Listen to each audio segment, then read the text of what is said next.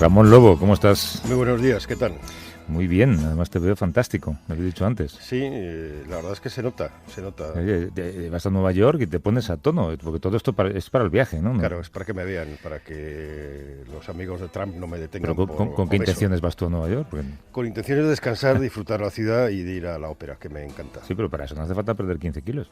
Sí, porque es más barato. Si pesas menos te dejan entrar más barato. Te ocupas menos en el asiento del avión, ¿no? Yo creo que lo que pasó ayer en Estados Unidos es seguramente la noticia política más grave de los últimos 15 años, porque sí, parece que no es político y que es judicial. Exacto. Pero es que es político. Lo que ha ocurrido con Kavanaugh es que una tradición que existía en Estados Unidos, que es la búsqueda del bipartidismo, o lo que llaman ellos bipartisan, que son acuerdos entre los dos grandes partidos para asuntos de Estado, ha saltado por los aires. No me acuerdo si era el New York Times o Washington Post, uno de los artículos hablaba de esto, ¿no? Que ahora la Corte es 6-3 conservadoras y con gente muy, muy conservadora.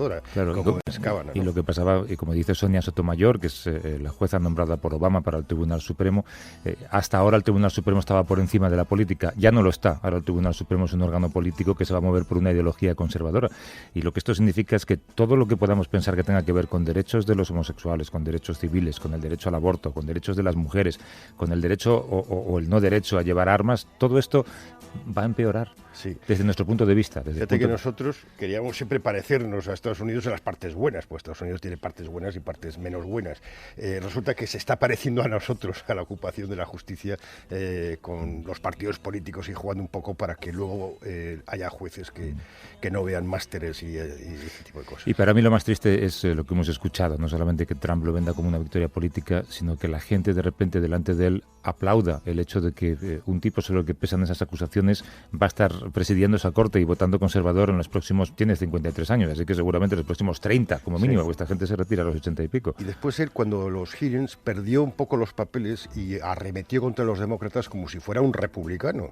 Tío, tú vas a ser miembro del Corte Suprema, no puedes perder los papeles, tú tienes que estar por encima de eso. Solamente eso le descalifica. Después Trump hizo una imitación riéndose de Christine Ford, y que también le inhabilita como presidente. Vamos a ver qué efecto tiene esto en las elecciones del 6 de noviembre, las que llaman midterm, que son del Congreso y del Senado, un tercio del Senado, porque ya hay un movimiento con la senadora Collins que tiene que repetir, poner su asiento en juego el 2020 para financiar a la contraria. Collins es muy amiga de los Bush y muy amiga de los Kavanaugh y era una de las republicanas que podían swing votes, que se llaman, ¿no? Los votos que podían cambiar. De todas maneras, esto de que, no sé, situaciones como esta movilizan a las dos bases, ¿eh? Sí, no claro. Solamente a las demócratas. También los republicanos de repente se sienten ofendidos porque se cuestiona, como decía Trump, el derecho a la presunción de inocencia al acusar a este hombre de esto. Nos olvidamos que hay una parte muy importante de los americanos que han votado a Trump y que sigue habiendo una gran cantidad de gente que cree en él. Que seguirán votando a Trump. Bueno, ¿empezamos? Vamos. Venga. Ele é o olho roxo de quem não caiu da escada. Ele é a violência escondida na piada. Ele é aquele aperto nojento na condução. Ele é a casa grande. En Brasil, lo decíamos antes en el boletín, celebra hoy la primera vuelta de las elecciones presidenciales después de la catarsis nacional que supuso el descenso a los infiernos del expresidente Lula da Silva y su discípula Dilma Rousseff. Hay 147 millones de brasileños que están llamados a las urnas. Van a ser los comicios más disputados de los últimos años con dos claros favoritos, el ultraderechista Bolsonaro y el heredero de Lula, Haddad. Bolsonaro, que además en su segundo nombre es Mesías, que es la parte más preocupante de él, porque es un populista de derechas, muy de derechas, es una persona que defiende la herencia de la dictadura militar, es un racista, es un machista, lo tiene todo, y a pesar de esto va a ganar la primera vuelta. Fíjate cómo engancha con lo que estábamos hablando, ¿no? Parece que da todo igual frente a esa parte del electorado. Déjame saludar a la periodista Valeria Sacone, que es colaboradora de este programa, nos atiende en directo desde Río de Janeiro. ¿Cómo estás, Valeria? Buenos días. Buenos días. Buenos días. ¿Se puede hablar de un país dividido, norte contra sur, también en esta votación presidencial? Exactamente, lo vemos tradicionalmente en todas las elecciones, porque el bastión electoral de Lula y del lulismo es el nordeste pobre. Recordamos que aunque Lula vivió en Sao Paulo, él viene del estado de Pernambuco, y allí donde él hizo más programas sociales, ¿no? Y el sur tradicionalmente es más rico, y también hay un cierto independentismo a la catalana, siempre se habla de la República Independiente de Curitiba, y más que nunca la división política la vemos geográficamente con un nordeste más lulista y un sudeste, en este caso mayoritariamente de Bolsonaro. Pero ya que haces ese paralelismo, Valeria, supongo que también ocurre allí. El país está tan crispado y tan atrincherado que habrá familias y habrá amistades divididas por ideologías políticas. Y muros de Facebook, sí, la verdad es que está la cosa muy caliente.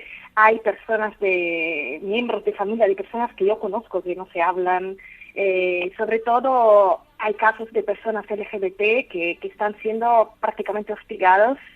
En fin, hay una situación muy tensa y mucha presión. Es increíble cómo un pueblo tan alegre y tan dedicado a la música y tan leve se vuelca completamente en la política. O sea, ya lo vivimos en 2014 con la crispación entre Dilma Rousseff y Aécio Neves, y se repite ahora mucho más.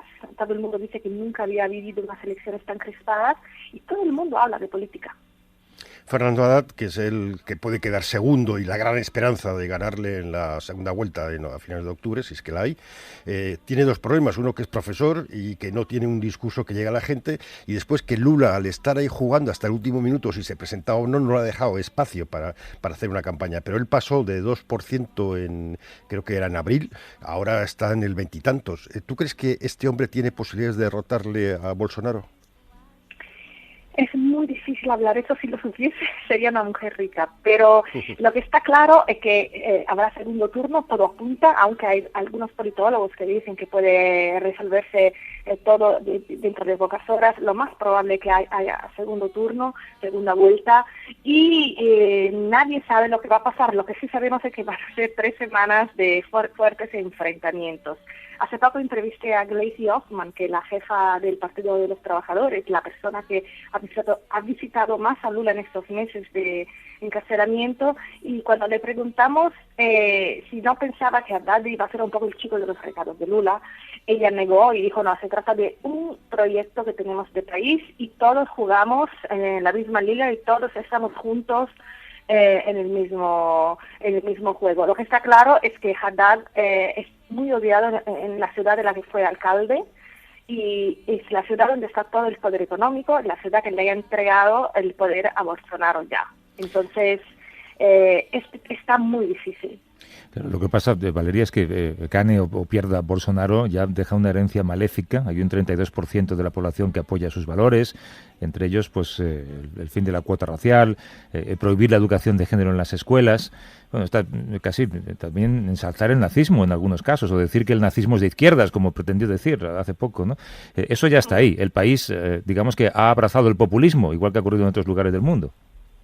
Sí, abrazar el populismo. Y una militante del Partido Comunista de Brasil dio una definición en una entrevista que me parece muy acertada. Ella dijo: las personas, los reaccionarios están saliendo del armario. Es decir, hasta hace poco estaba mal visto hablar de ciertos temas y ser políticamente poco correcto. Parece que la presencia de Bolsonaro, sus declaraciones, su forma de ser, está legitimando una serie de machos a decir ciertas cosas, y se ve en las calles. Es como si de repente las personas no tuviesen vergüenza de decir ciertas cosas o de pensar ciertas cosas. especialmente en contra de las minorías, indígenas, mujeres, LGBTI, negros, porque la idea de Bolsonaro es que las minorías se tienen que plegar a las mayorías, lo ha dicho claramente en muchos casos. Entonces, parece que de repente es esto, los de derechos están saliendo del armario. Y se sienten además, no sé, como con más fuerza para poder decir lo que crean. Es curioso, ¿no?, que en el mundo de lo políticamente correcto, en la política se pueda decir cualquier cosa y que no pase nada. Valeria Saccone, te agradezco mucho la conversación. Hoy va a ser un día muy largo para ti. Esperemos que no muy triste también. Un abrazo, un beso. Un abrazo. Hasta luego. I was born by the river in a little tent.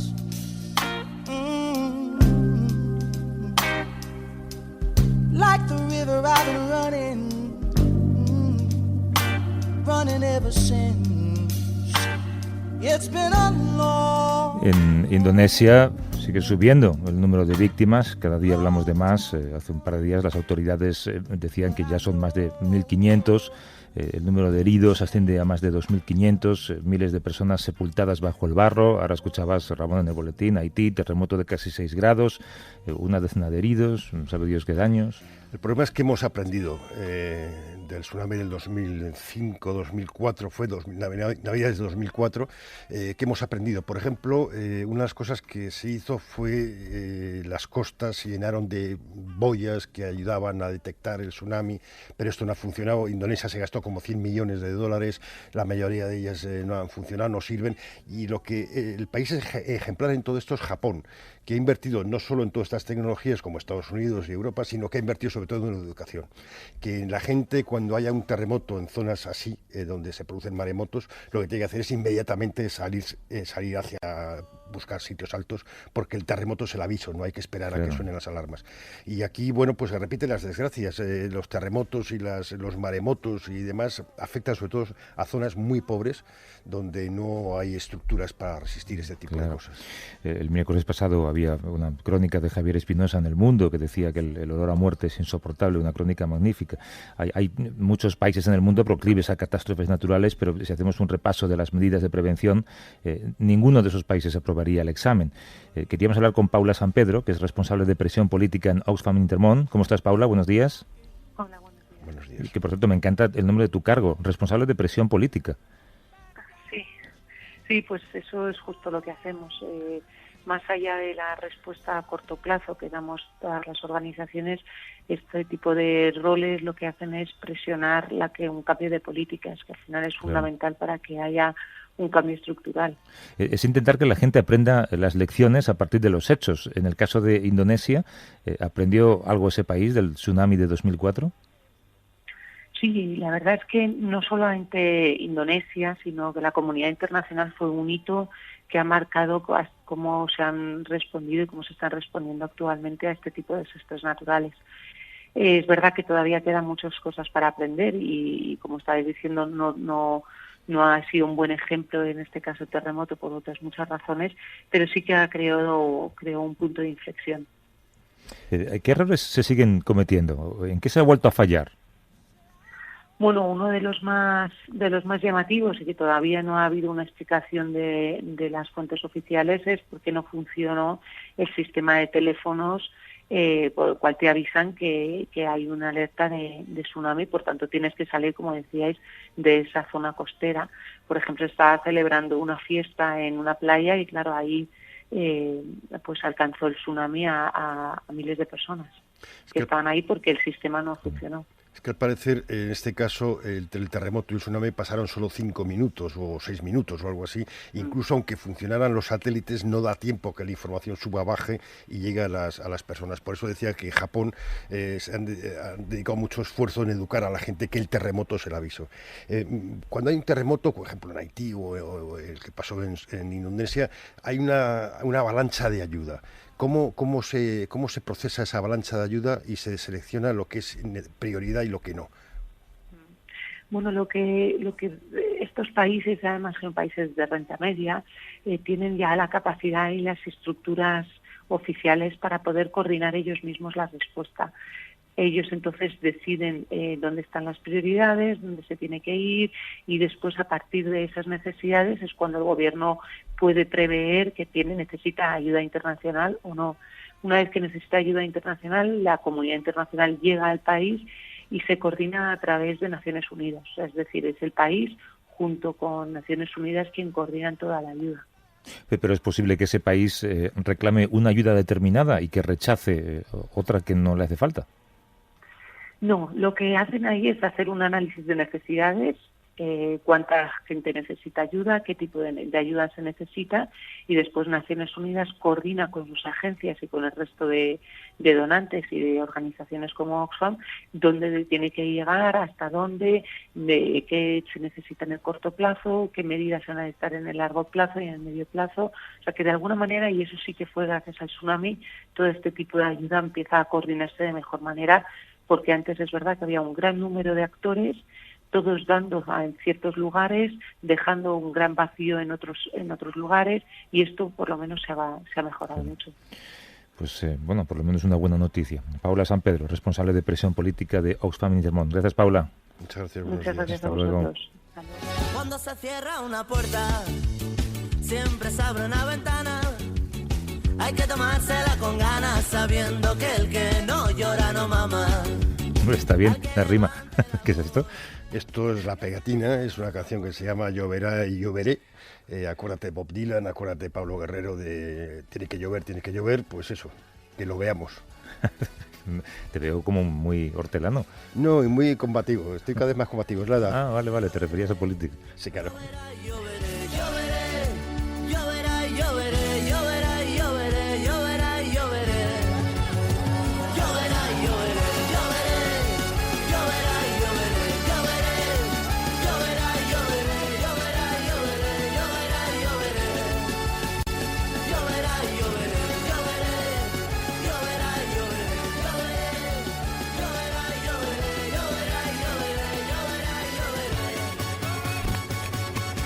A vivir que son 2 días. Javier del Pino.